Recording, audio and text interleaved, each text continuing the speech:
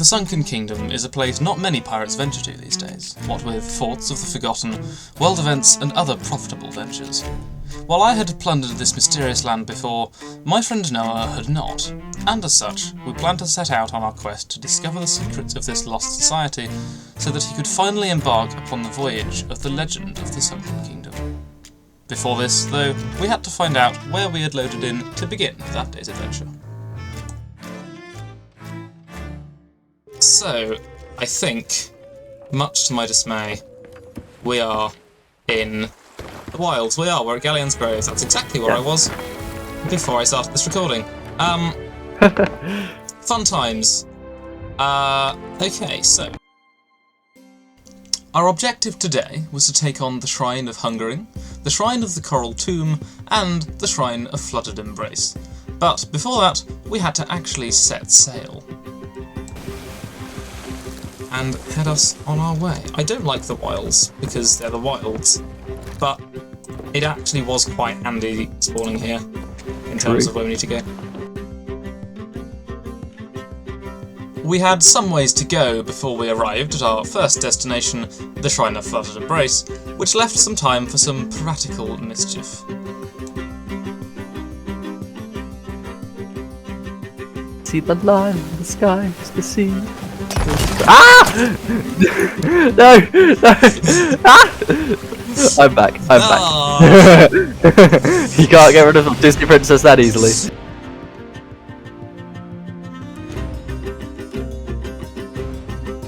But they're just cartilage boys. They're just cartilage boys in a cartilage world. Sharks, Yeah. cartilage boys in the cartilage world. Yeah. I hate that as much as I love it, which is to say a lot. Your feelings are a lot about that. Yes, I have the feelings about the we are professionals. We definitely angled the sets before just then.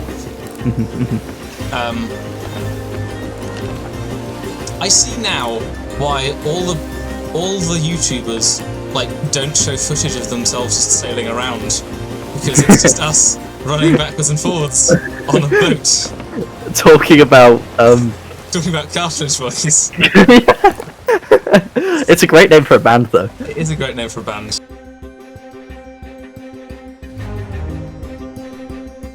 It was at this point that we had begun to come close to our first destination. As such, I climbed up to the crow's nest to scout for potential threats to our vessel, as we would be abandoning it for the depths of the sea. After all, there were only the two of us, and we didn't really have the manpower to leave anyone aboard.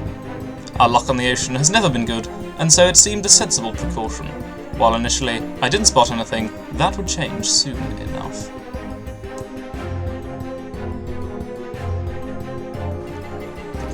I shall rotate this ship slightly, just for ease of access. And then, I shall probably... Is that a ship I see? I just said I thought there were no ships. That is a ship I see. Is it coming? No, it's northwest. Okay. In fairness, this is the least worrying shrine to get. Because if we come back up to the surface and our ship is gone, the mermaid will still be here with all our loot. True. And it won't despawn for absolutely ages. Oh, they just spawned in. They're just selling because they're at an outpost. I feel like there won't be much of an issue. Oh, I found the entrance. Delightful. Alright, I'm following you down.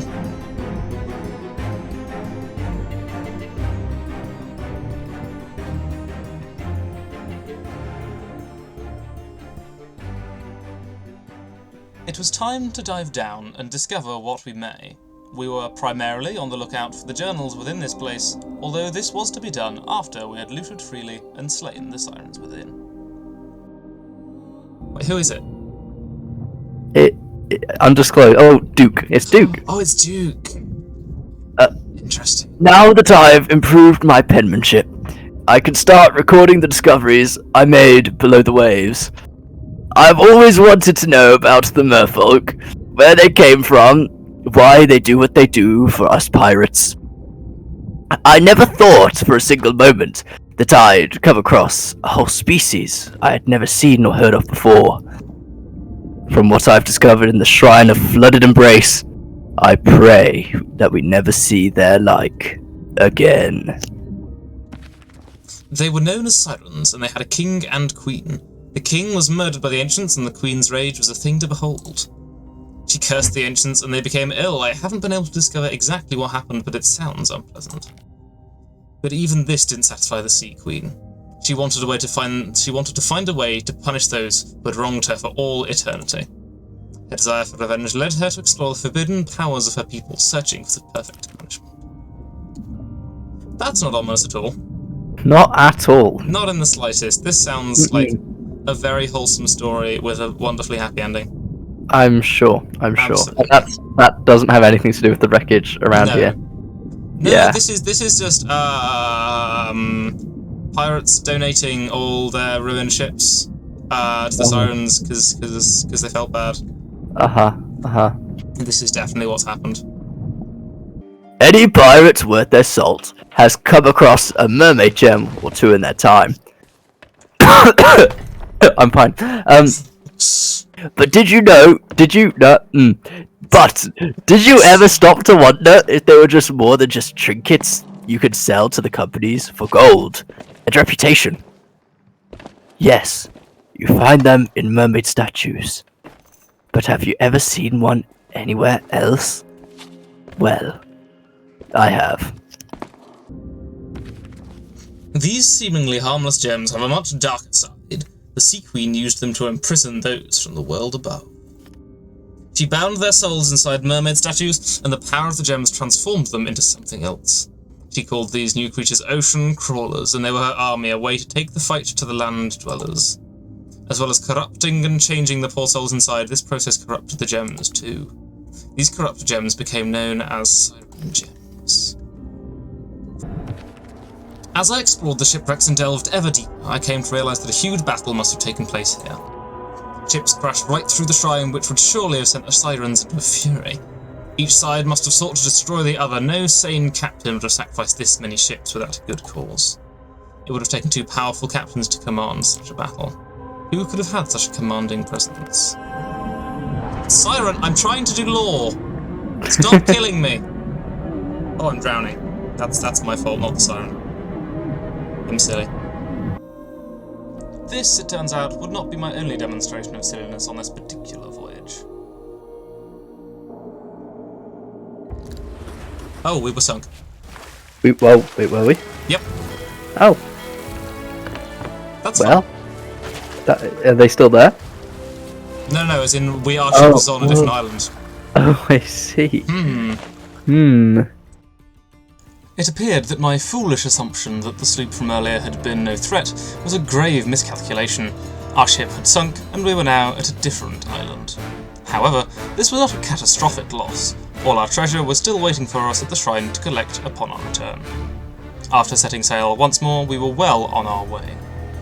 While Noah made a brief departure to obtain some refreshment, I started getting us in position to collect the loot, when he returned with a strange story. So, I had a strange experience when I went to go make a hot chocolate. Oh, please tell me. I reached into the cutlery drawer. I'd already prepared the cup, put in the milk, and I was all ready to add the chocolate powder. You were all ready to add the chocolate powder. And I reach into the cutlery drawer, to the compartment for the spoons. To the compartment for the spoons. And I reach in, and I grab not a spoon, but a fork.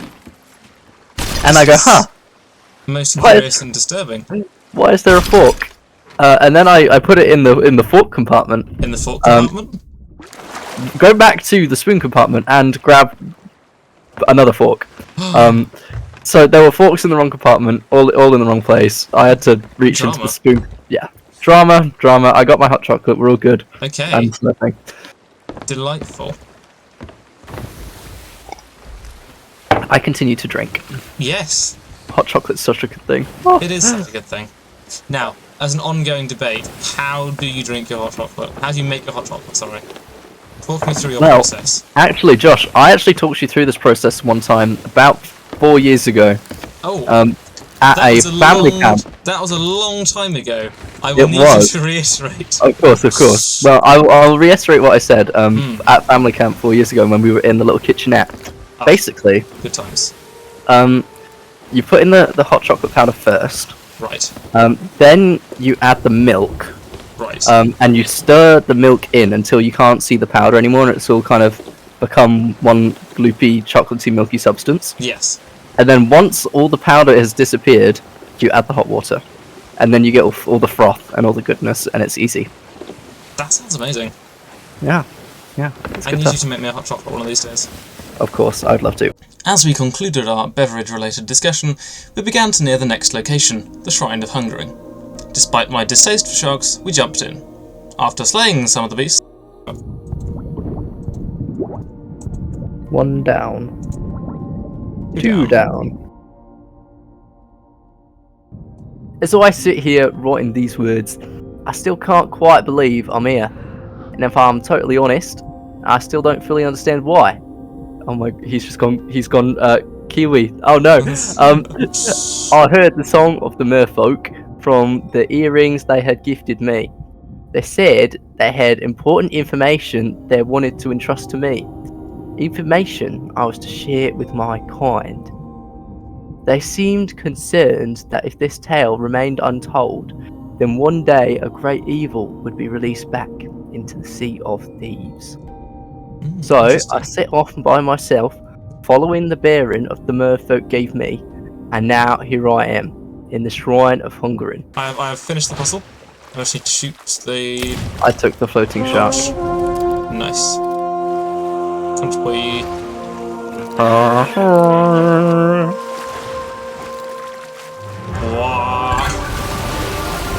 Water's gonna rise. And it is. As I've travelled from island to island, I've seen images of a warrior holding a spear. He's mostly shown vanquishing animals and sometimes with a bird. I've often wondered if he was a real person or a folk tale designed to instill virtues into those who saw or heard it. It was the merfolk who revealed the truth to me.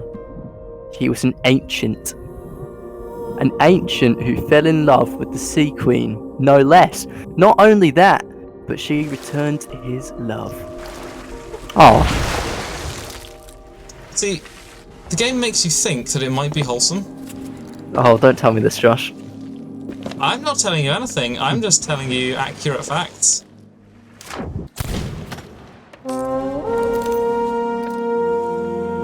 I have the coffee. All is well. The coffee. Yeah, would you like some coffee? I'm walking, I'm gonna get my coffee. Shall it? Oh, the water goes up now. Again, yes. This warrior is not the hero I took him for.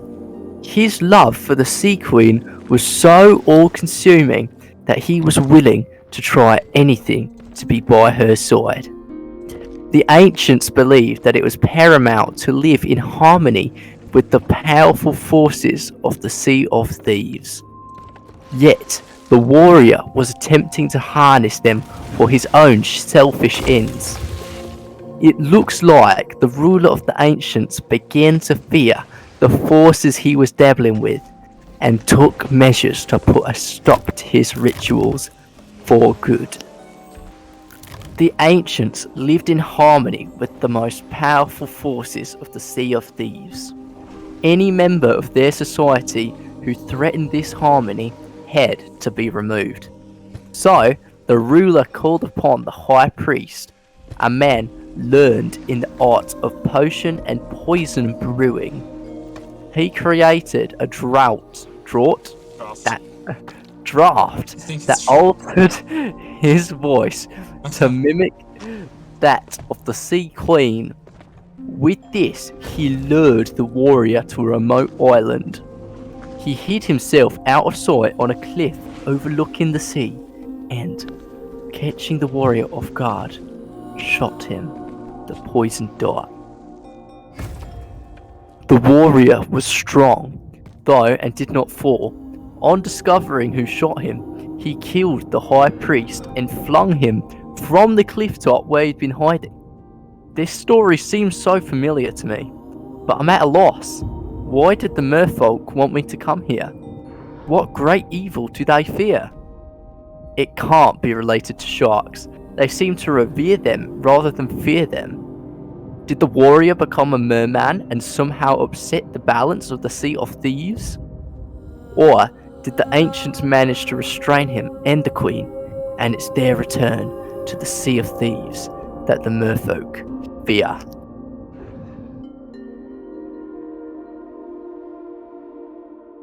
As we finished the last journal, we finished scouring the chamber for treasure and depositing it within the nearby statue for safekeeping. However, it was at this point that we realised it might be sensible to check on our ship, given we had now been away from it for some time. Oh! What? Our ship is not still here. I'm returning to ship. The loot is still here.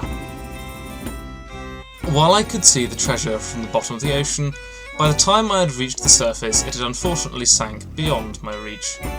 The only option left to us was to return to the ship and see where we had ended up.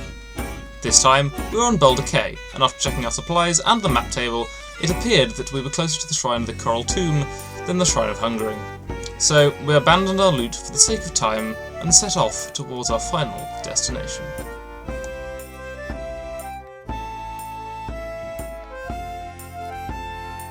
Ooh, shark on the oven. Is shark burning? Shark is not burning, you're fine. I have more shark for you to cook. I will cook. I'll be the taco. Indeed. This is true. We need to get taco on here at some point and just make Sea of Thieves a chill cooking stream. Yes. No, we should actually do like an 3 hour long cooking stream. Yeah, like with fishing and stuff. Yeah. But it's like not even any like commentary, it's just like the cooking sounds. Yep. Just Sea of Thieves cooking ASMR. Yeah, exactly. That would actually be quite funny, I quite like that. I think we should do that. We should absolutely do that.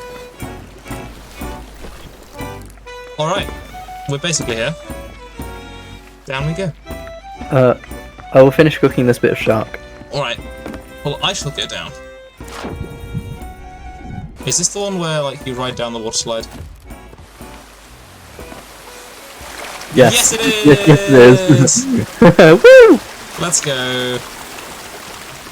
For some reason I'm going faster than you. I guess because I'm holding down W. Oh yeah. What if I hold... Aha! See, and then oh, that's cool. I like that you can modulate your speed. I never knew. Aha! I can overtake you. Why would I overtake you? Well, then I overtake you. Whoa! That was fantastic. That was great okay, fun. where are Okay. we? After our thrilling entrance into the shrine, I set about solving the puzzle that would grant us access to the treasure stored above, while Noah read the journals that were scattered about the place. I've come across many strange and interesting items in my time, but none stranger and more interesting than the seashell earring. I found what I took to be a run-of-the-mill seashell in a rock pool that turned out to be an earring. How odd, I mused out loud as I inspected it more closely.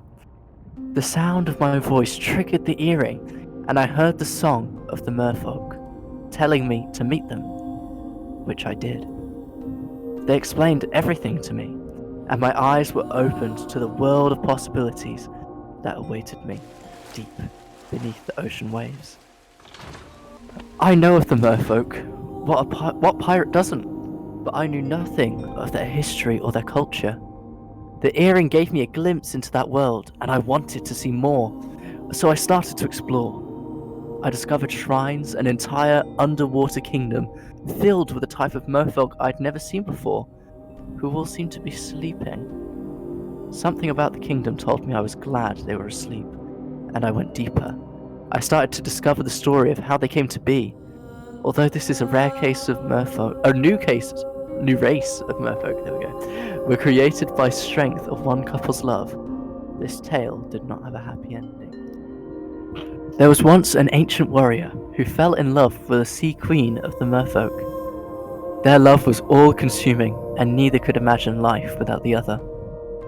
As time went by, they began to search for a way to bridge the gap between their two worlds. The warrior met resistance from his people, but the merfolk possessed stones that could hold powerful magic, and the Sea Queen believed it was that these would bring them together. The merfolk elders warned her that their kind were forbidden to use magic to turn humans into merfolk, but the warrior and the Sea Queen believed their love was strong enough to survive the consequences for breaking the sacred rules of their people. So, she used a mermaid gem to turn him. Though the transformation was successful, it came at a terrible, terrible cost. It unleashed a curse that robbed the queen and her court of their song.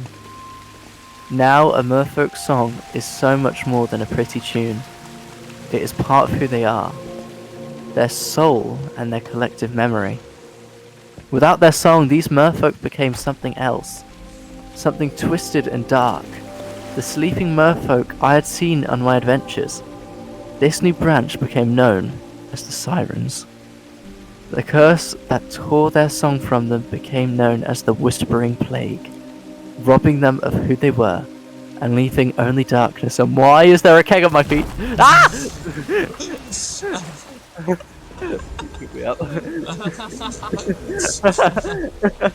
Oh no, wait, I'm getting attacked by sirens. This is a terrible idea. As I've explored further into the Sunken Kingdom, it's a great name, isn't it? I'm pretty pleased with it myself, not gonna lie. I've discovered more about the Sirens. Take this place for example. I'm pretty sure it's some sort of tomb. The Sirens seem to have taken death and honouring the dead very seriously. The pool in the centre contains offerings to those who have passed, and there seem to be a fair few of them. The Sirens were at war with everyone, the ancients and the merfolk. The rage of the queen filled all her kind, and they took every opportunity to inflict pain on others, creating a kingdom of the ruins of anything they could drag down from the world above. The first half of our quest was complete. 3 shrines had been explored. We returned, thankfully, to find our ship where we had left it, and upon getting our bearings, and heading south to Sanctuary Outpost, we handed in what little treasure we had accrued to the Sovereigns for a small amount of gold. But our time was coming to an end, and so while sitting on the dock, we called a close to our day. But there we go. Thank you for watching, if you did, and I shall see you in the next one. We'll see you very soon. Farewell. Bye.